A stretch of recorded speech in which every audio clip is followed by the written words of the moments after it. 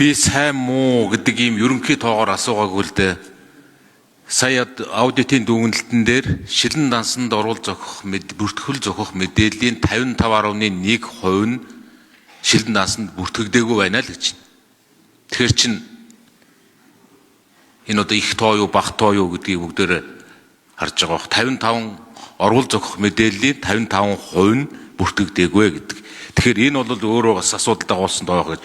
Түрүүн би тэр сангийн сайдаас асууж ясныгаа гүйцээгээд асуучи. Цаг байгаа ч гэсэн нийт зээлийн 97% нь валютаараа гэж байна. Уг нь энэ 80-аас дээшгүй байх ёстой гэж байна. Гэтэл энээс болоод ханшийн зөрүүнд 1.7 их 80-ыг бид нэр одоо 1.7 их 80-ыг ханшийн зөрүүнд төгрөгөөр алдсан байна гэдэг.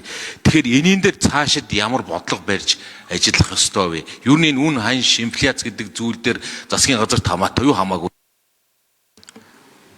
Нэлцээхэн сайд арилгав. За зөв төрөд гишүүний асуултанд хариулъя.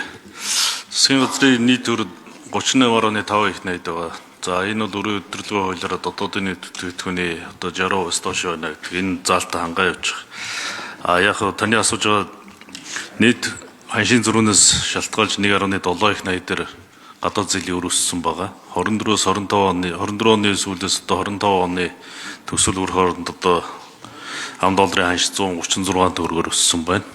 Тэгэхээр энэ зээлийнх энэ өсөлтөө валютын өсөлтөд дагаад гадаад зээл дээр ханшийн зөрүүний юм нэмэлт асуудал үүссэн байгаа. За энэ дээр бол одоо би задрагааг нь яг тань руу явуулъя. Цаашдаа бид нар яг гол асуудал бол мэдээж ханшийн асуудал мөн засгийн газрын асуудал, инфляцийн асуудал байна.